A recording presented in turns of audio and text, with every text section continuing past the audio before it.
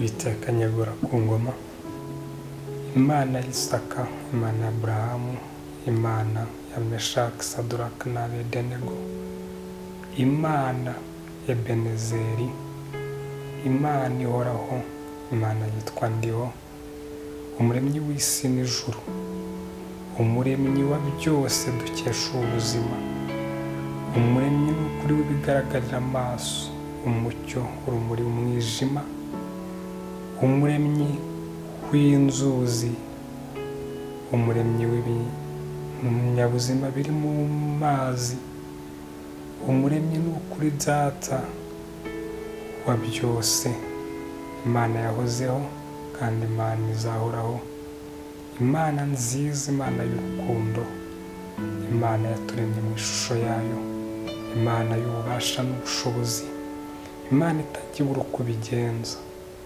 uri Imana itajya uko ibigenza. Niyo mpamvu n'ukuri muri iki gitondo muhimbaje, ndagushima kubera uyu mwuka untije papa, ndagushimira kubera uyu mwuka n'ukuri wongeye kumpa, umwuka utanyaka ikiguzi cyawe, umwuka w'agaciro, umwuka ukomeye cyane, umwuka n'ukuri mwami Imana ntabasha kwishyura n'uw'isegonda. Papa ndagushima kuba n'ukuri mbyutse binyereka ko hari byinshi nageraho, kuba nyifite uyu mwuka binyereka yuko ari ibyo nakosora bitagenze neza, kuba nyifite uyu mwuka binyereka ko ndi kumwe nawe. Ndagushimiye papa, ndagushimiye kubw'ineza n'urukundo nkunda, ndagushimiye kubw'urukundo rwawe udahwema kungaragariza. Papa uyu mwuka urakomeye cyane, uyu mwuka uragoye, uyu mwuka iyo mubonye numva n'ukuri ngize akanyamuneza muri njye, numva n'ukuri ngize ibyiringiro by'uko turi kumwe, nubwo benshi batamenya agaciro k'uyu mwuka, nubwo hari abatazi ko ukomeye, ariko umuntu uri mu bitaro aka kanya ari kwaka uw'isegonda, aka kanya ari kwaka uw'isaha niwe uzi kugoye.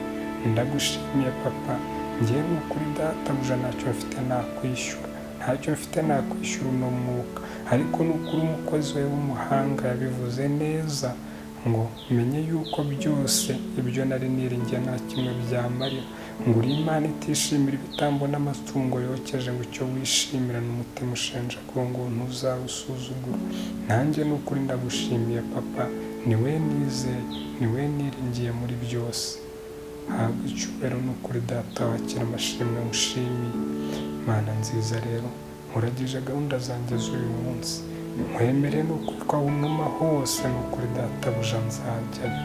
Data wera, nsengeye n'ukuri igihugu cyacu cy'u Rwanda, ugiye n'ukuri databuja ibyiza byinshi, ukirinde, urinde abayobozi, urinde n'ukuri data abaturage bacyo, nkweretse n'isi n'ukuri muri rusange, urinde n'ukuri data abayirimo bose, abayituye, kandi n'ukuri mwami Imana uko bwije n'uko bukeye abari mu isi n'ukuri barushaho kukumenya.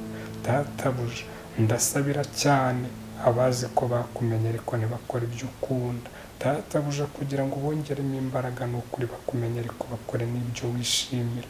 Ndasabira batarakumenya kugira ngo iki ari cyo kiba igihe.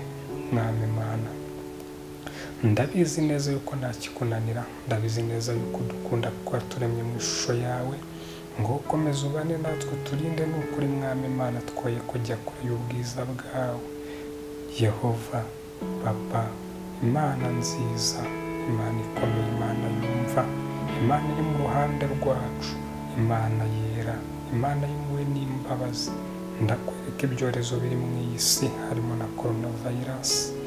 Ibi byorezo n'ukuri data niwe wenyine wabirangiza. Mwami Imana wowe ubwawe n'ukuri data niwe uhagarariye, abaganga bose barakoze ariko n'ukuri databuja reka n'ukuri mwami Imana ukore, reka ukore kuko n'ukuri databuja ari we n'ukuri ukora bigakunda. Papa ndizeye nashidikanya ko n'ukuri mwami Imana ineza n'urukundo byawe aribyo bigiye kugota iyi si, ndizera yuko amashimwe agiye kuba menshi n'ukuri databuja. Urakoze kuko wumvishe gusenga, urakoze kuko uri urumuri, urakoze kuko uri Imana y'inyembabazi, urakoze kuko n'ukuri data utanze ibisubizo mu iyi si, ngo bana n'ukuri data n'ubwoko bwawe buri mu isi n'ukuri bugutumye bugutumikire.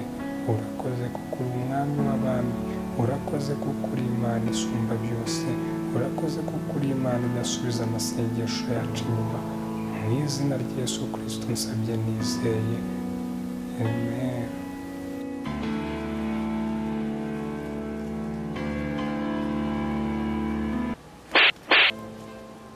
Yesu saragwana ati ibyo nafite se mwigisha pfukamye ahangaha kugira ngo nsengere nzajye na bike mu byinshi uzajya uba wamaye, naho ubu ngubu ndi saa kintu rwose nta kintu nibereye.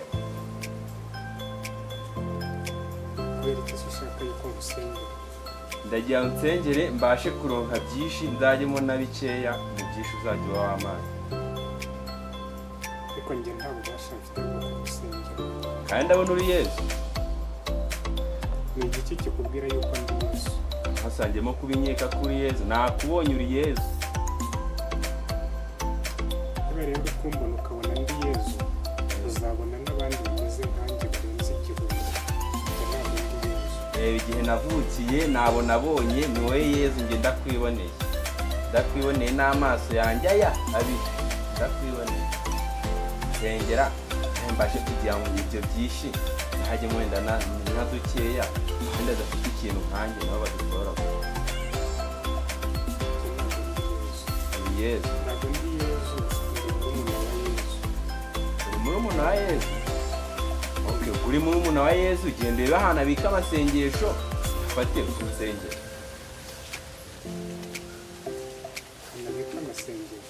Ahantu abika amasengesho yafate mu rusengero. Ubwo bushobozi ntabwo bufite bwo kugira ngo usenge. Kandi uyu muntu abika amasengesho ntabwo mazi. Uri murumuna we, urahazi, murarara urana na Yesu. Aya ahantu abika ibintu bye byose, amasengesho za Bibiliya urahazi. Mufateho amasengesho maze uzunsengere mbashe kuronka utwo twinshi. Mbabwira nawe ubwawe wabasha kwisengera ku giti cyawe, kuko umwenda umeze gutabukamo kabiri wari ukingirije ahera, byavuze yuko buri wese agomba kwigererayo. Wakwisengera kandi usenze amasengesho yawe yakumvikana. Reka gushyira mu mutwe yuko umuntu wese ari ufite ububasha bwo kugusengera, kuko buri muntu wese yahawe imbaraga gusenga kandi amasengesho yose agira ku Mana. Njye rero ntabwo nari nagera ku rwego rwo gusengera abantu, ariko nsaba nta na kimwe nshoboye. Reka rero nigendera. Yesu igihe utansengeye, ese kugusengera ni itegeko cyangwa ni imbaraga? Oya Yesu, ntabwo narusha imbaraga Yesu. Nakubwiye yuko ntabasha kugusengera, ntabwo ubwo bushobozi mfite, ahubwo ndeka nigendera. Yesu, aya niyo mahirwe nari mbonye mu buzima bwanjye yo kuba nabonana nawe ukansengera. Aya nkabasha kuronka kuri twinshi, naye nkazana na dukeya abatadufite nabo bakadutoragura. Rero urumva wansengera rwose Yesu, wansengera. Yewe ushaka ko musengera? Ndashaka ko nsengera. Ngaho ndeka urugendo, kwizera kwawe n'ukwemera kwawe biragukijije. Biranyijije?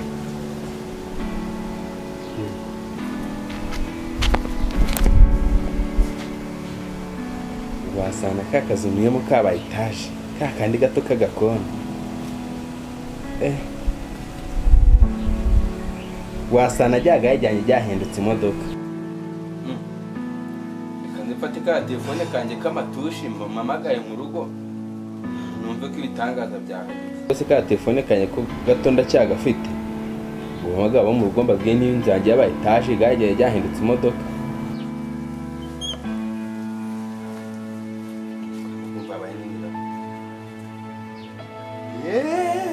Gatusha yabaye shasha. Shimwa Mana, niki cyatuma nabishimira Nyagasani.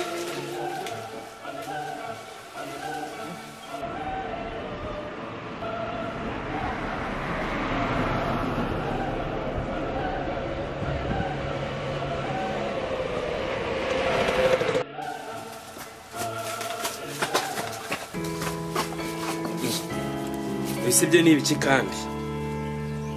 N'aka kazu kacu nta kintu kiyongeyeho, ntikari kuzura. Si bitangaza ntabwo byahageze.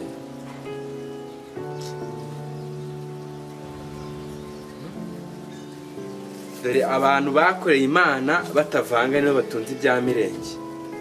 abayikoreye bavanga na duke yabahaye iratubambura.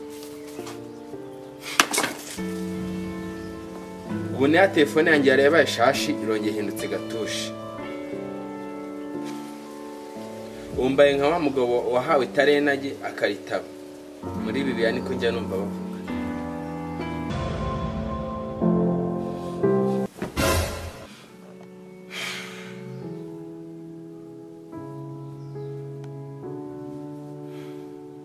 Ngiye gukora Imana avanga ubukristo n'ubupagani.